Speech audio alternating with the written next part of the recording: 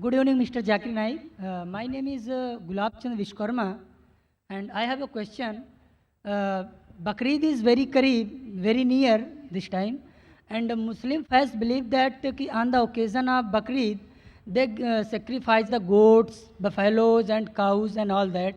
And according to the Islam, insaniyat and humanity is very important, and every faith should be pity and kind on animals and human being and all that. Then if they believe in this, then why they give the sacrifice of goats, cows and buffaloes on the occasion of Bakrid? Whether they should do it, whether it is in favor of humanity or insaniyat. Brother asked a very good question, that why are we sacrificing goat on Bakrid? If it's not a Bakrid, can we sacrifice No, goat? no, no. Any animals, any No, animals. can we sacrifice goat if there's no Bakrid? They sacrifices, they kills. I'm asking you the question, that means if no Bakrid, if we sacrifice the animal, it is allowed? No. Generally, why do you? Other So our occasion direct also. question, why do you have non-veg? Correct? No, no, I'm not getting what you are saying. Your main question is, why do you have non-veg? Why do you have meat? Actually, I want to say on the occasion of Bakrid and other occasion as well. Oh, okay. हाँ, I'll on the answer other both. occasion as well. On the occasion of Bakrid, Allah says in the Quran in Surah Hajj, chapter number 22, that the blood and the meat does not go to Allah, it is your piety which goes to Allah. So unlike other religions, in other religions when they sacrifice the goat and keep it in the altar in the name of deity. And who eats? God Almighty eats. In Islam, when we sacrifice, what do we do? 1/3 compulsory minimum we have to give to the poor people. 1/3 we have to give to the relatives and friends. 1/3 you can keep for yourself. So maximum you can keep is 1/3 for yourself. If you want to give full in charity also you can give. So when we are sacrificing, what are we doing? We are benefiting the humankind. We are giving them food to eat. Now giving food to eat is good or bad, brother? Giving food to the poor people to eat, is it good or bad? Good. In humanity, is it good or bad? Good. So therefore, Islam is a religion of humanity. Now you may ask the question, what about killing animals?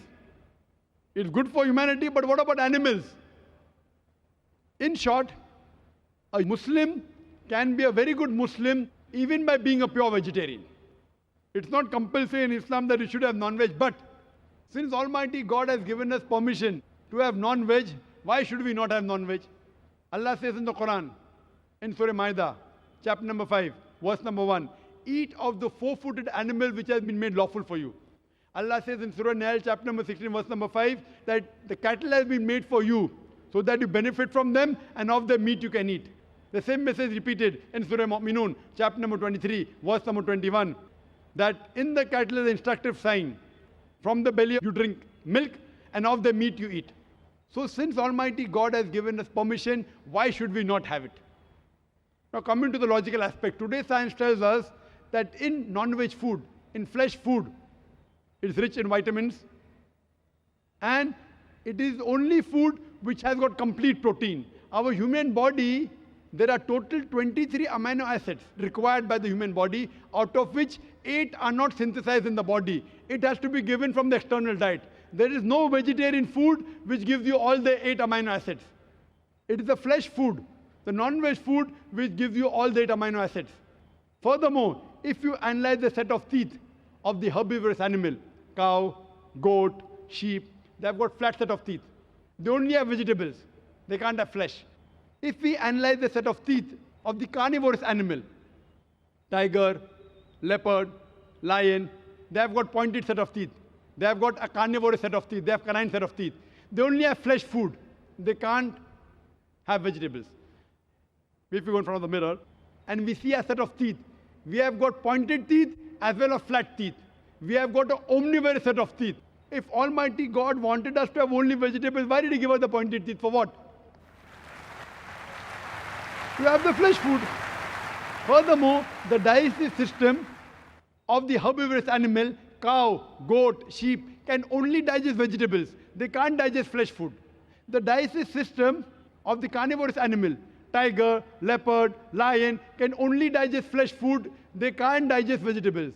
But the digestive system of the human being has got small intestine and long intestine. We can digest vegetable as well as fresh food. If Almighty God wanted us to have only vegetables, why did He give our digestive system we can digest both? Furthermore, there is a misconception that Hindus should not have non-veg. It's misconception. If you read the Hindu scriptures, it's mentioned in Manusmriti, chapter number 5, verse number 30, that Almighty God created some animals to eat and some to be eaten. If you eat the animals that have been created to be eaten, you're not doing a sin. It's mentioned in Manusmriti, chapter number 5, verse number 31, that Almighty God has created some animal for sacrifice. So if you kill the sacrificial animal, you're not doing a sin. It is mentioned in Manusmriti, chapter number 5, verse number 40, that killing in sacrifice is not a sin. There are various references in the Hindu scriptures and the Vedas that the sages and sons, they had non-veg, they even had beef. If you read Mahabharata Anushasan Parv, chapter number 88, you know the story of the Pandavas. You know Pandavas? 5 brothers. The eldest brother Yudhishthir, he asks Bhishma that what should we give in yagna, in puja, so that our ancestors will be satisfied. So Bhishma replies that if you give herbs and shrubs and vegetables, our ancestors will be satisfied for 1 month. If you give fish, for 2 months. If you give meat, for 3 months. If you give hare, rabbit, for 4 months. If you give goat, for 5 months. If you give bacon, for 6 months. If you give birds, for 7 months. If you give deer, 8 months. And the menu continues. If you give buffalo, for 11 months. If you give cow, our ancestors will be satisfied for 1 full year. And if you want your ancestors to be satisfied inexhaustibly, give red meat of goat or a rhinoceros. Who says that? Bhishma to Yudhishthir. The full menu is there. Vegetables, fish, rabbit, goat, everything is there. Buffalo, cow.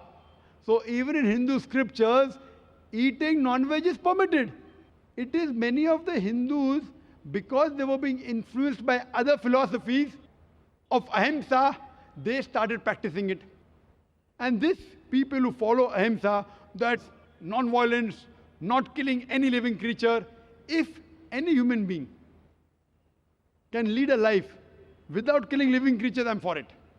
What they say, killing animal is a big sin because they're life. Killing life is prohibited. Today science is advanced and we have come to know that even the plants have got life. So by eating vegetables, you're killing life also. But the logic has changed. No, we understand that the plants have got life, but the plants can't feel pain. Therefore, killing a plant is a lesser sin as compared to killing an animal. For sake of argument, I agree. Today science tells us that the human ear can hear frequencies between 20 cycles per second to 20,000 cycles per second. Anything below and above we can't hear. Today science tells us that even the plant cries, but the human ear cannot hear. So there was a farmer in USA who had equipment which converted the cry of the plant to the human ear, and used to know that that required water. Someone will say, okay, fine, I agree that the plant can feel pain, but you know, it has got 2 or 3 senses less. Therefore, killing a plant is a lesser sin as compared to killing an animal which has got 5 senses. For sake of argument, I agree that plants have got 2 senses less as compared to the animal. I am asking you a question. That suppose your brother, God forbid, if he is born deaf and dumb, and when he grows up, someone comes and kills him. So will you go and tell the judge, me Lord, give the murderer less punishment because my brother, he was deaf and dumb? Will you say that? You will tell the judge, give him a bigger punishment. My brother was masoom. He could not hear, he could not speak. So in Islam, it does not work like that. 2 senses more, 2 senses less. Allah says in the Quran in Surah Baqarah chapter 2 verse number 168, eat of the good things we have provided for you. What is good, what is tayyib you can have. And furthermore, I personally have got no problem. If the non-Muslim don't want to have non-veg, I've got no problem. Personally. Only when they tell me it's a sin or you tell me it's against humanity, I give the reply. Personally, if the non-Muslims continue having vegetarians, good for me. If all the non-Muslims start having non-veg, then the price of mutton and beef will go high. Personally, I've got no problem.